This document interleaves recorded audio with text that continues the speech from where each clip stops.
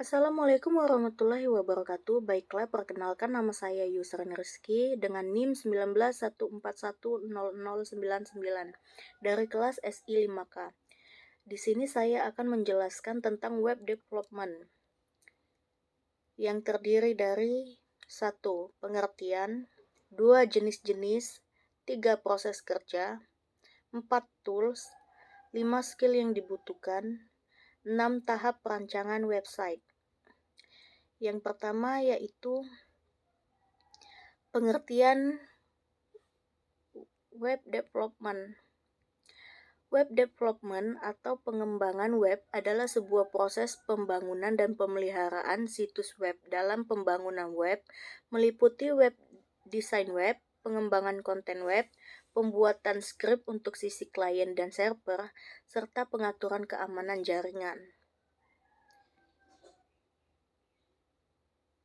Yang kedua yaitu jenis-jenis web development. Yang pertama terdiri dari front-end. Tugas utama para developer yang berkecimpungan di bidang ini adalah membangun UI yang dapat membantu pengguna untuk mencapai tujuan mereka di dalam situs. Itulah sebabnya front-end developer juga sering ikut andil dalam aspek perancangan UX dalam proyek mereka. Yang kedua yaitu back-end. Back-end developer bertugas untuk mengelola server, situs web, program, dan software dengan tujuan agar semua fitur tersebut dapat bekerja dengan baik. Yang ketiga yaitu full stack development. Full stack development bekerja di sisi front-end dan back-end. Mereka diharapkan dapat membuat situs, aplikasi, atau program software dari awal hingga akhir proses pembangunan. Yang keempat yaitu mobile development.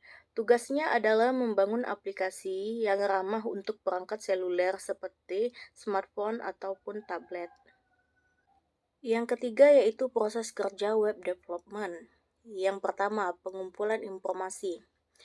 Tugas terpenting dalam tahap pengumpulan informasi adalah untuk mendapatkan pemahaman yang jelas mengenai tugas situs web. Yang kedua, merancang pengembangan website. Pada proses ini, developer perlu membuat data yang memungkinkan pelanggan untuk menilai kualitas tampilan situs web, yaitu dengan cara membuat sitemap. Yang kedua, yaitu membuat wireframe. Yang ketiga yaitu merancang desain. Selama tahap ini, tampilan situs web mulai terbentuk. Semua konten visual seperti gambar, foto, dan video akan dilihat pada langkah-langkah ini, yaitu layout halaman website dan juga review siklus persetujuan. Yang selanjutnya yaitu tools web development. Yang pertama, Sublime Text. Tools ini bisa dibilang merupakan alat penunjang yang berguna untuk mendesain web. Tools ini bisa dibilang merupakan salah satu tools yang paling populer di kalangan web developer. Beberapa fitur yang sangat berguna di Sublime Text adalah fitur Go to Anything command untuk menemukan sebuah kode. Yang kedua yaitu jQuery, merupakan salah satu library JavaScript yang paling populer di tahun 2015. Yang ketiga yaitu Foundation, menawarkan kerangka front-end yang responsif sehingga dapat diterapkan untuk desain situs web dan email. Yang keempat yaitu Cloud9 IDE. Dengan tools ini, semua developer dapat mengedit kode yang sama. Tidak hanya itu, bisa juga dipakai untuk mengobrol dengan developer lainnya.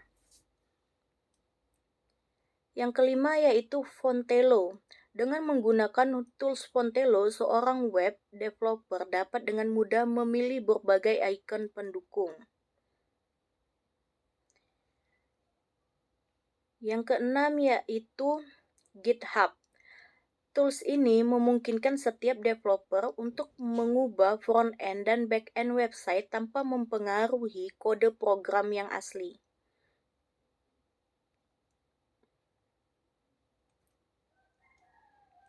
Yang ketujuh yaitu Chrome Developer Tools. Tools ini memungkinkan untuk mengedit HTML dan CSS serta melihat kinerja analisis website dalam waktu yang bersamaan. Yang kedelapan yaitu Adobe Color.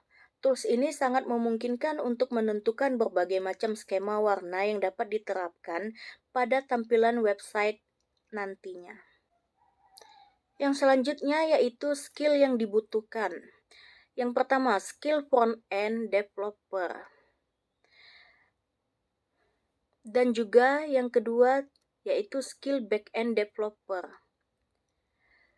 Yang pertama, skill front-end developer terdiri dari Hypertext Markup Language atau disingkat dengan HTML. Yang selanjutnya, Cascading Style Set atau disingkat dengan CSS. Yang selanjutnya yaitu JavaScript. Yang kedua, skill back-end developer yang terdiri dari struktur query language SQL. Yang ke bagian B-nya yaitu Hypertext Processor atau disingkat dengan PHP. Yang selanjutnya yaitu tahap perancangan website. Terdiri dari 6, yaitu yang pertama, tentukan tujuan. Yang kedua, tentukan segmentasi pasar. Yang ketiga, rencanakan sistem yang akan digunakan. Yang keempat, tentukan arsitektur menu atau sitemap. Yang kelima, persiapkan data-datanya. Yang keenam, buat time schedule. Baiklah, sekian yang dapat saya jelaskan dari presentasi ini untuk poin penilaian sebagai UTS ataupun ujian tengah semester. Lebih dan kurangnya saya mohon maaf. Terima kasih.